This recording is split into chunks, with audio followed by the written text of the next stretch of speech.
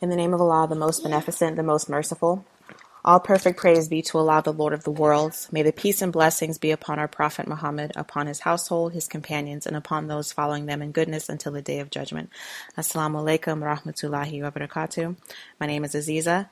This is the first episode on the channel Straight Path, Straight Talk, where we seek to bring about the truth of Islam to anyone and everyone who's interested in listening.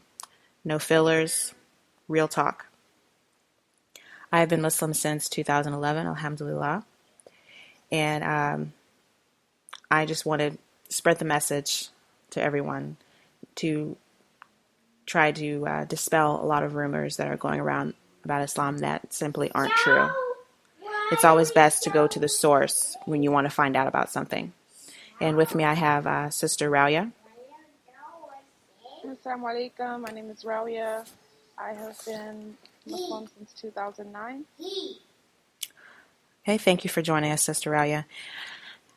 So go ahead. Well, yakum. So we're just going to jump right into it. Today we're going to talk about the top 6 misconceptions about Islam.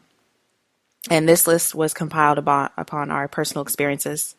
So I'm going to go through the top 3, and then Rauya's going to do the bottom 3. So first up is Allah is not the same as the Christian God. Actually, Allah is the Arabic word for God.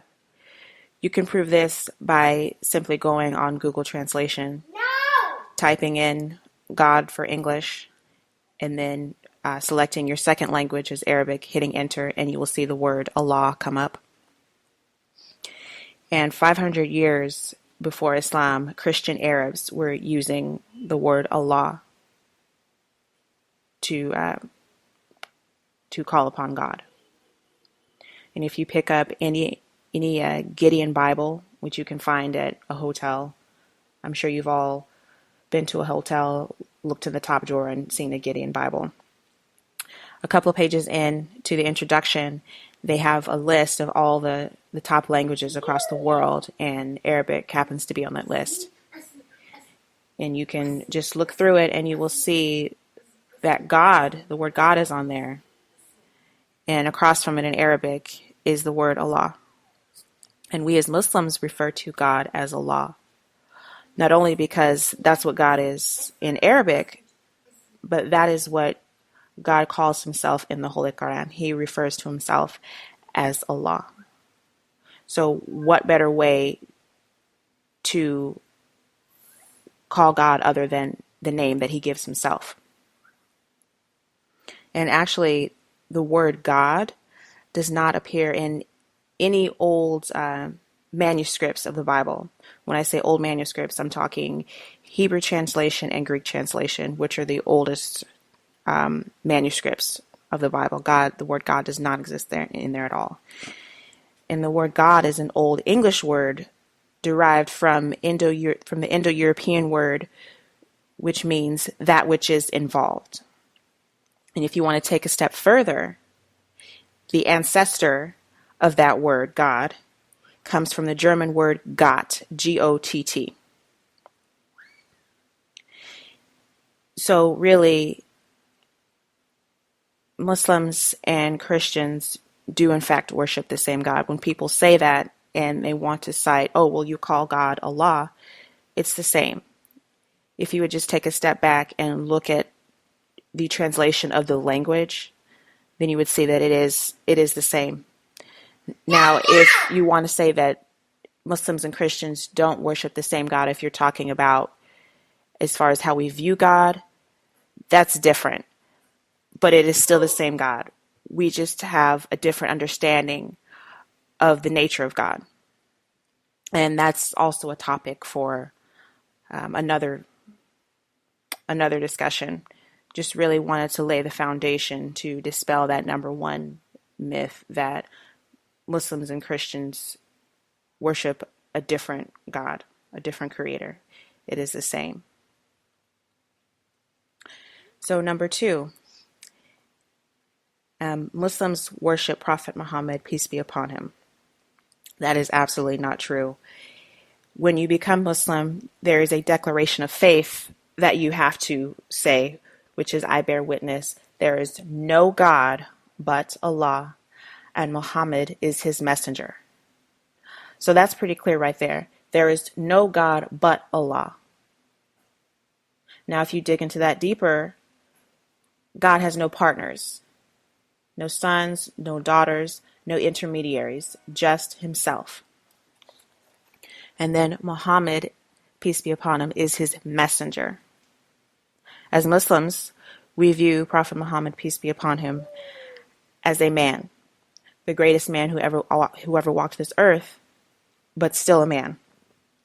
We hold him in a very high regard for the example he left us of humanity and leadership. And I've heard people say, oh, well, you worship him because you follow his teachings. That is incorrect. We follow the example he gave us, and that is completely different from worshiping him. In fact, and to further extrapolate on this point, the Prophet Muhammad ﷺ himself, he did not ask people to adulate him. On the contrary, the Prophet Muhammad ﷺ would not be pleased if a person adulated him in any way. And there is a hadith, which is the accounts of the Prophet Muhammad ﷺ. It's his sayings and accounts of different things in his life. And there was no individual more beloved to the companions than the messenger of God. He said, one of his companions said, if they saw him, they would not stand up for him because they knew he disliked it. So if he considered himself to be worshipped, he would have had no problem with people standing up for him and giving him praise. But that was not the case. The Prophet Muhammad, peace and blessings of Allah be upon him, was a very, very humble man. And he also said, do not adulate me as the Christians adulated Jesus, the son of Mary.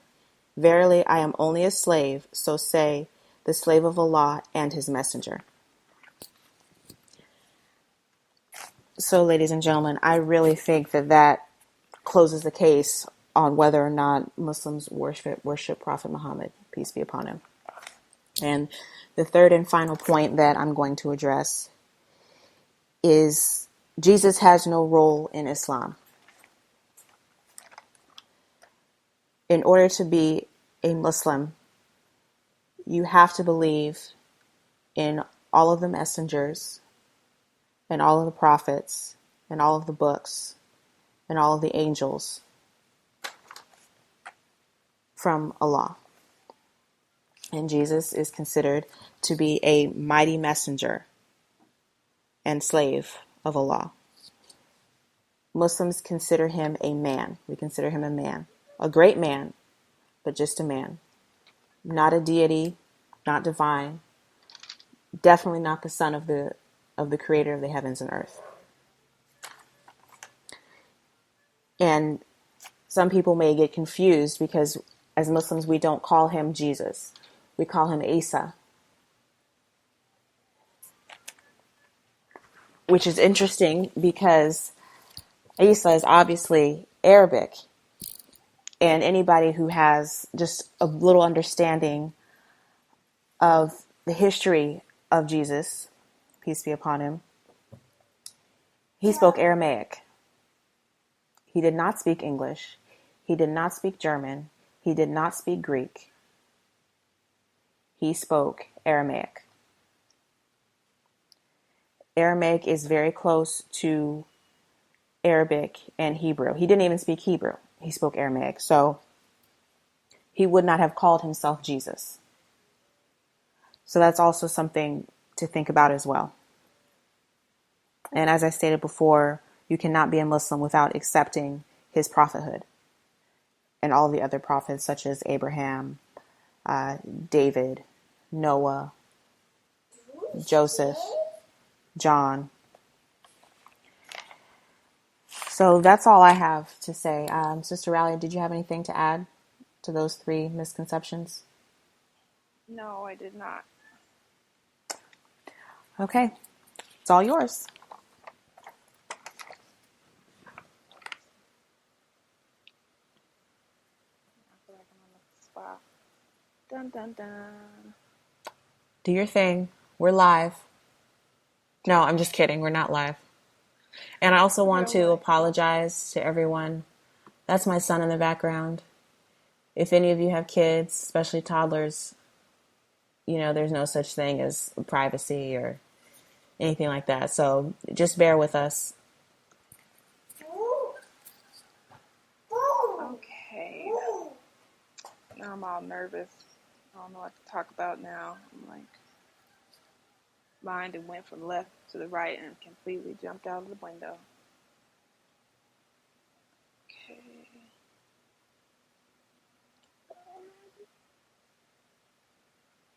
Okay. So, Hold on. okay. What am I going to talk about first? Well, can I ask you a question? Yeah, go ahead. How do you feel when people say that Islam needs to find its place because it imposes too much on people's lives? Should Islam just be a religion? Is it just a religion? No, Islam is not just a religion. Islam is like it says, or like you may have heard of, is a way of life. It's how you wake up in the morning, how you go to bed at night, how you take a shower, how you go to the bathroom, how you worship Allah, how you go to the mosque, how you go to work, how you treat your neighbor, how you treat your husband, your kids. It's everything. It's you you breathe Islam. You wake up on it, you go to bed by it, and you die on it. Inshallah. Inshallah. Inshallah. So it's a way of life, right? Alhamdulillah, it's a way of Alhamdulillah. life. And throughout Islam being a religion or a way of life, Islam is a completely balanced way of living. From not just a person's day-to-day life, but through laws, through happiness, through civil rights, through worship, through your behavior, through your dress code, your conduct, the solutions when you solve problems within your household, through international problems, through realistic affairs. It's everything. You can't. There's no sentence that could go without Islam, because there is for every issue or problem that we face in today's life. In Islam, there is an answer. Islam does not have an answer for not one thing. It has an answer for everything. So it's a guide. It is a total guide. It's a total guide. And do you think that in our society, as quote unquote, I mean, we could debate all day whether it's true or not, Right. individualized, it's all about me, I'm going to do what I want, I'm not going to let anybody tell me what's right or wrong, I'm going to decide what my truth is, I'm going to speak my truth, truth is relative. Where does Islam fall in all of this, do you think? Truth is relative, but in this life, in this religion, in this way of life, you're not made to be Muslim alone. You're not made to live alone. You're not made to deal with any problem alone by yourself. There shouldn't be single women. There shouldn't be single moms. There shouldn't be single dads.